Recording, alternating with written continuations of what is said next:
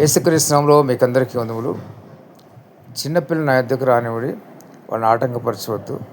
ఇలాంటి వారిదే పరలోక రాజ్యం అని దేవుని వాక్యంలో చూస్తున్నాం.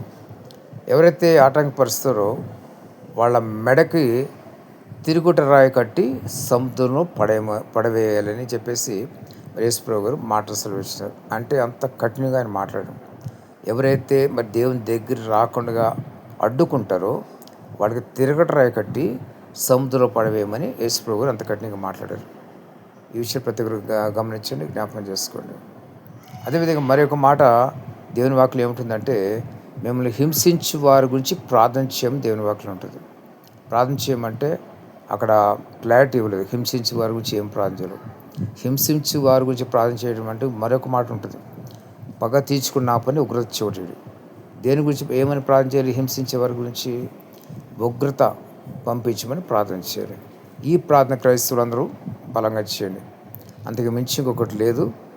ప్రార్థన మంచి ఆయుధము. మరి మీ గృహాల్లో కూర్చొని చక్కగా ప్రార్థన చేసుకోవచ్చు. మీ మనసులో ప్రార్థన చేసుకోవచ్చు. మిమ్మల్ని ఎవ్వరు అడ్డుకునేవాడు లేడు. మీ ఒంటరి ప్రార్థన ఎవడు అడ్డుకోలేడు.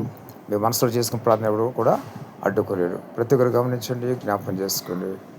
మరి దేవుని కార్యం చాలా బలంగా ఉంటాయి. ప్రతి క్రైస్తవులు ప్రార్థన చేయాల్సిన అవసరం ఉన్నది. మరి దేశానికి కనీసం ఒక 10 మంది క్రైస్తవులు యథార్థంగా ప్రార్థన చేస్తే సరిపోతుంది. దేవుని యొక్క అద్భుత కార్యాలు చూస్తారు. దేవుడు చూస్తూ ఊరుకోడు. క్రైస్తవుని హింస పెట్టేవాళ్ళు ఎవ్వరు కూడా వదిలిపెట్టాడు. ఆయన భీకరమ క్రియలు, అగ్నిక్రియలు, ఉగ్రత బలంగా చూపిస్తాడు.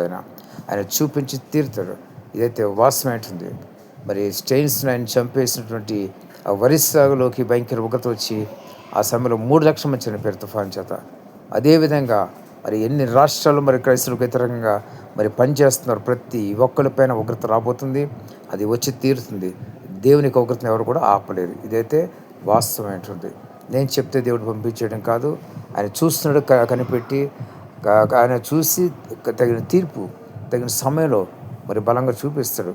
మీరే చూస్తుండండి. అందరూ కూడా మీరు త్వరలో ఆ యొక్క తీర్పు ఎలా ఉంటుందో చూడకపోతారు. దేవుడి మాటలు అందరికీ దీవించి ఆశ్రయించిన గాక. ఆమేన్.